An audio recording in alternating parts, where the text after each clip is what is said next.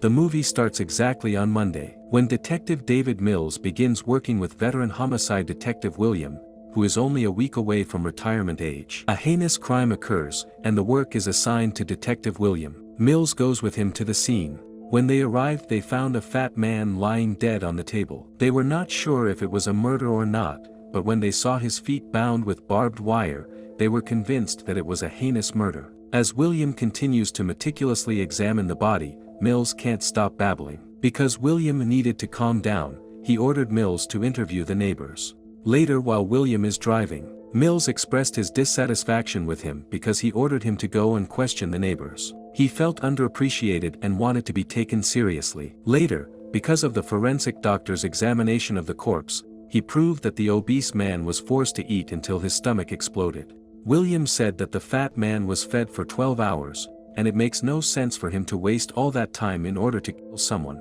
unless the crime has another explanation. He was sure that this crime was only the key to a series of consecutive crimes. But his boss said that it was a crime that the perpetrator wanted to torture the fat man. But he also insisted that Mills step aside from the case because it was too difficult for a novice detective, which was approved by their boss. But he later changed his mind. Right after that, on Tuesday, a famous lawyer has been murdered in his apartment. The word greed was written next to the corpse. The killer painted glasses with the victim's blood on his wife's portrait. Meanwhile, they were crossing William's name from his office door. When the chief of police entered him, he told him about the recent crime, and he also told him that he did not want him to retire because he was too good at his job. He told him that they found plastic parts in the body of the fat man. They had fed it to him previously. This information prompted William to return to the crime scene. After he conducted more investigations, he discovered the source of the plastic pieces, and he also discovered that the refrigerator had been moved from its place. When he moved it,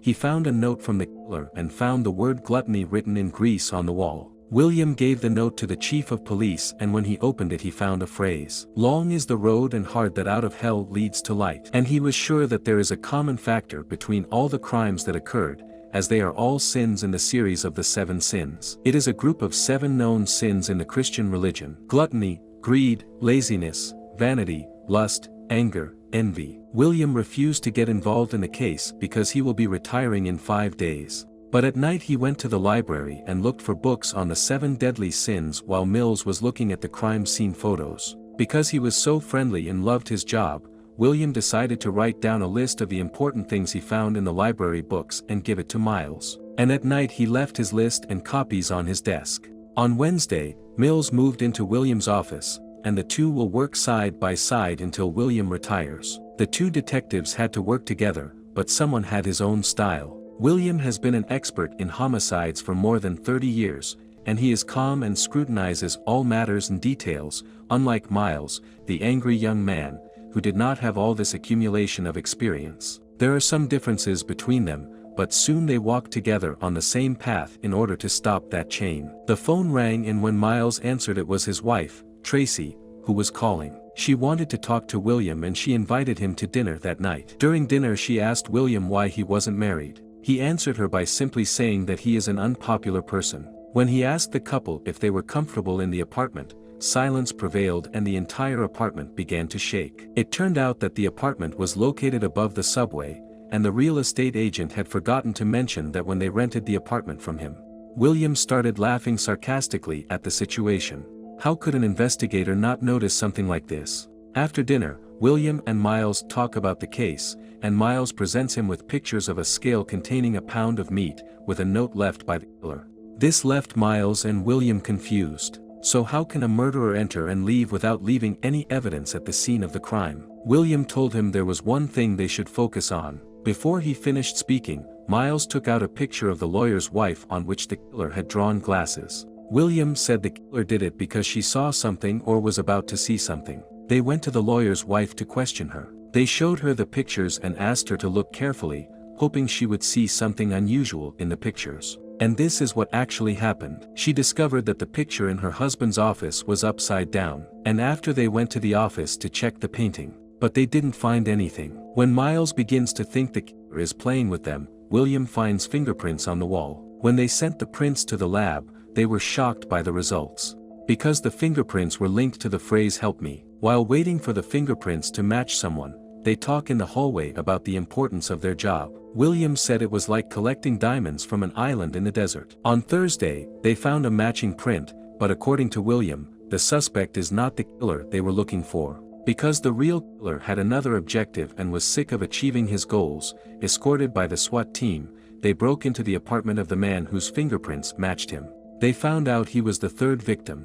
The victim was strapped to his bed. When Miles approached him, he found photographs the killer had taken. So he discovered that the man had been lying there for a whole year. It ideally represents the sin of sloth. Upon closer examination, it was found that the man was still alive. Press arrived shortly thereafter. Miles wondered how they got to the scene so quickly and he ordered them to leave immediately. Unfortunately, they were unable to interrogate the victim because he had chewed his tongue long ago. The doctor told them that he was suffering from severe, unbearable pain. At night, Tracy calls William and asks him to meet with him somewhere because he's the only person she knows in town that she'd like to talk to. On Friday morning, William met Tracy at the restaurant. She told him that she was concerned about her living conditions and did not want to raise her child in those conditions. He tells her that he is not an ideal man to give her advice, but he did tell her about his previous relationship and he gave her new advice.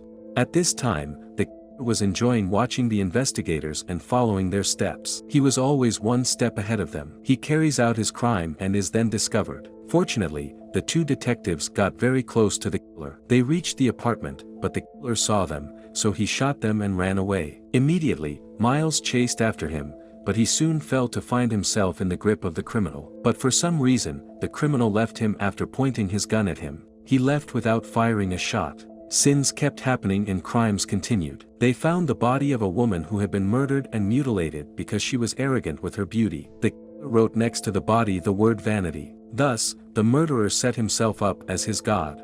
He kills and holds accountable whoever he wants whenever he wants. And the crimes of sins continued to follow. Until William's retirement week is about to end. There are two crimes that have not occurred yet. The two sins of anger and envy. None of the investigators knew the time of the crime or who the victims were. But suddenly the killer heads to the police station with his clothes covered in blood. To announce himself as Jonathan, he is an ordinary man who you shake hands with every day at work, in the cafe, or even at the train station. He does not look deranged or murderous. He went to turn himself in after he cut off his fingers to make it difficult to identify his fingerprints. His lawyer made an offer to the police if they accepted it. He will surrender himself to them, and if they refuse him, he will claim insanity, and thus he will be absolved of the charges he has committed. He also asked the investigators to go with them alone in order to reveal to them the location of the last two bodies. Indeed, the investigators agreed to his offer. They went out under the close eyes of the police, the army, and helicopters, until they reached the desert.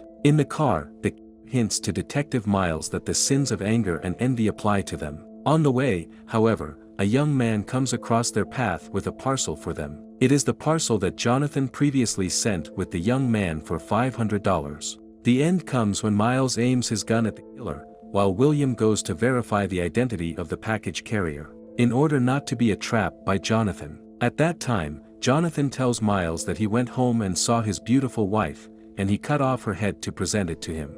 And they are the last two sins in the chain of crimes. Miles represents anger, which was evident throughout his dealings with his wife or even the crimes he was working on. As for William's sin, it is envy. He envied Miles for his beautiful wife and the life he leads. Coinciding with these moments, William opens the package to find Tracy's head and fetus, which she was pregnant with. Here, William rushes to prevent Miles from killing Jonathan in order to obtain his legal punishment. But he finds that the sword precedes justice, because when Miles heard what Jonathan had done to his wife and son, he pointed his gun at his head and shot him crying. In a tragic end, the young detective was arrested as if fate told him you should not be angry, but William stayed with him to defend him. The movie ends with William saying that life is worth fighting for. Make sure to subscribe and turn on notifications to watch more videos like this.